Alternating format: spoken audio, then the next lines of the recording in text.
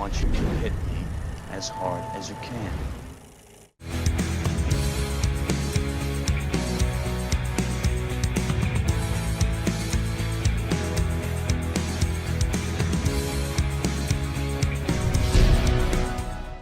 What are you interested in? Dreams. Dreams? Hey everybody, and welcome back to another edition of The Best Movie You Never Saw. And this week, well, we're taking a look at a childhood favorite of mine, a little movie called Dreamscape, starring Dennis Quaid, Kate Capshaw, who was, of course, at the time the future Mrs. Steven Spielberg, Christopher Plummer, Maximum Sydow, Eddie Albert, and David Patrick Kelly of The Warriors, with music by Maurice Jarre, and it was directed by Joseph Rubin, who later on would go on to direct one of Julia Roberts' best early movies, Sleeping with the Enemy. So, in this movie, a psychic played by Dennis Quaid with some absolutely hideous hair and really bad choice in sweater wear, I think, is recruited by his former mentor, played by Max von Sydow, for a top secret program that involves the infiltration of dreams. Let's pretend that a man, with a little help from science, could psychically project himself inside the dream of a sleeping person. Little do either of them know, however, that a government agent, played by Christopher Plummer, is financing the program and intends to use it to assassinate the nightmare-plagued president of the United States of America, played by Eddie Albert. One of the things that's interesting about Dreamscape is that it was a studio acquisition way back in 1984. Now, studio acquisitions happen all the time at film festivals now, and I think we've gotten quite used to them, but they were very different in the 80s. Currently, most acquisitions are of prestige titles from film festivals like Sundance or TIFF, and most of the movies get picked up by indie divisions at best. But in the 80s, the pipeline wasn't quite as cluttered with movies as it is now, and movie studios needed product. So it wasn't rare for a big-time studio to put out a film that was independently financed if it had real commercial appeal. Such a movie was Dreamscape, which was independently produced for a relatively small budget, $6 million, but was also cast with a bunch of rising stars, including Dennis Quaid, who had just had a big success in, well, the critically maligned, but still pretty financially successful anyway, Jaws 3D. Plus, it co-starred Max von Sydow and Christopher Plummer, and Eddie Albert was in it. Add to the fact that Kate Capshaw, who was the love interest in the film, was also playing the love interest in Indiana Jones and the Temple of Doom, which was foreseen to be the biggest movie of 1984. Oh, Indy. Oh, be gentle with me. I could see why 20th Century Fox decided to pick this movie up. Quaid at the time was really being groomed for big-time stardom, with a lot of people predicting he would become the next Harrison Ford. Not only had he done Jaws 3D, but he had also done a movie called Tough Enough, and a movie that really got executives excited, The Right Stuff. Too bad then that Fox kind of dumped the movie into theaters, putting it out in the dead zone of summer back in 1984, where it opened quite poorly. It was not a financial success, but it still managed to gross around $12 million, which was twice the budget, and I suppose makes it moderately successful.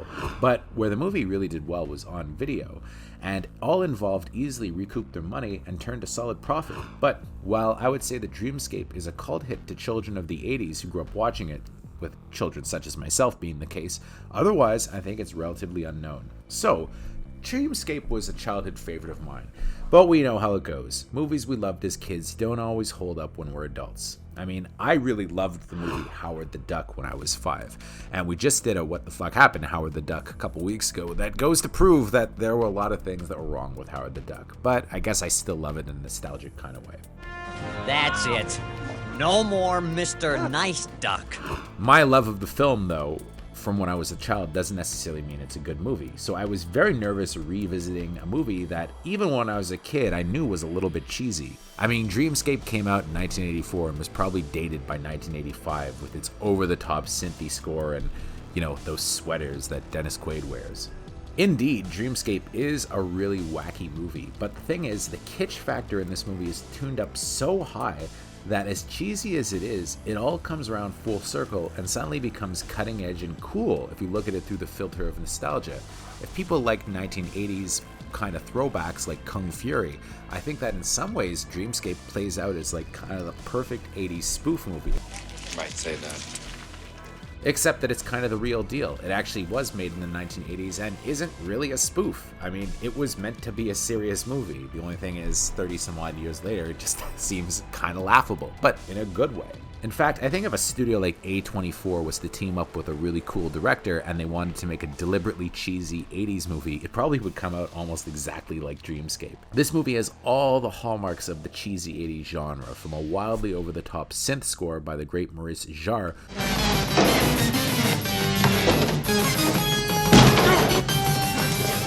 who in his early days composed movies like Dr. Zhivago and Lawrence of Arabia, but by the 80s had actually become something of a synthesizer specialist with the score for this, the amazing score for Witness, and a couple others under his belt. You got a saxophone playing wise guy hero played by the oddly coiffed Dennis Quaid. He spots this preppy look in the film that's totally contrary to the cool guy look that made him a heartthrob just a couple of years later in The Big Easy and Inner Space. It feels like Quaid at the time just didn't quite figure out his look. The short hair, devil-may-care look, I think, was what really pulled Dennis Quaid over. His look here is very strange. I mean, I guess they're trying to make him look like he's a college student or something, but I don't know, I find he looks very strange throughout this. It does kind of work, though, for the character, because I suppose he's supposed to be kind of an overgrown kid in some ways. Friends? Friends. You treasures. I was half expecting him to walk around with a pocket protector, though, which is kind of strange because he's, again, this cool guy hero. I mean, like I said, he plays a saxophone. You don't get much cooler than that in the 80s. Saxophone means you were a pretty cool guy. You play music with this thing? That's a matter of opinion. Kate Capshaw is the serious academic who immediately melts into his arms because, of course, he's Dennis Quaid. So, Jane, what'd you do here in effect is counting boners? While Maximum Sydow, in one of his many forays into genre in the 80s, is cast against type as one of the good guys. Usually in a movie like this, Maximum Sydow would be evil. Here he's actually kind of a likable guy, but of course he gets killed pretty early in the film. Christopher Plummer is actually the baddie. Yes, that's right, Canadian icon Christopher Plummer. It's very simple. Either you work for me or you die. But the movie is absolutely stolen by this actor named David Patrick Kelly, who specialized in playing scumbag villains all throughout the 80s. You may not know it to look at me, but I'm a pretty sensitive guy. You'll remember him as Sully from Commando with that famous scene. Remember, Sally, when I promised to kill you last? That's right, Major. You did. I lied. Then, of course, there was The Adventures of Ford Fairlane, but the movie that really made him famous was The Warriors, when he does that great scene. Warriors, come out to play. So, Kelly in this movie plays Quaid's evil counterpart, the only other psychic that's powerful enough to enter dreams on his own without the kind of weird equipment that they use in the film. This makes him Plummer's tool for a presidential assassination plot. You see, Eddie Albert in this plays the US president, and he's haunted by the death of his wife and has terrifying visions of her dying in an awful nuclear holocaust that are so convincing that he's actually prepping disarmament talks with the Soviet Union. Remember, this was the 80s. That could, gasp, end the Cold War. He's like the anti-Reagan. My responsibility to bring the world back from the brink. This nuclear madness has to end. Of course, that means he has to die. It adds up to a fun caper that's partly a horror movie, especially in the midsection where Quaid helps a kid that's played by visions of a snake man, and partly an action-adventure movie, and also partly a sci-fi thriller / romance. So no matter how you slice it, Dreamscape is pretty good fun, and notable in that it was only the second movie ever to earn a PG-13 rating, with Red Dawn being the first. A strange byproduct of the rating is that different versions of the movie exist out there.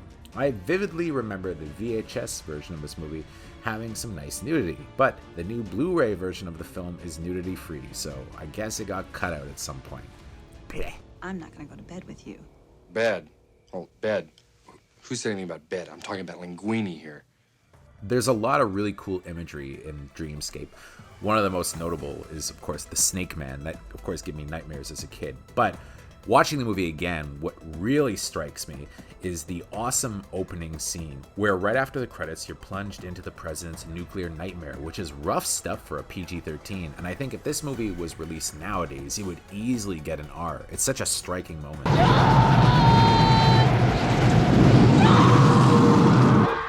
So while Dreamscape is definitely a product of its time, meaning the 80s, it can't be denied that as far as sci-fi horror goes, the 80s were kinda rad, and Dreamscape is a super fun retro flick that I definitely recommend checking out, especially if you like this kind of thing. In fact, I recommended Runaway a couple weeks ago, and if you liked my recommendation for Runaway, give Dreamscape a look. Alex, have a heart. And if you like this kind of content, make sure to click on the bell to receive updates for all of our latest videos. We're an independent company, and we appreciate all of your support.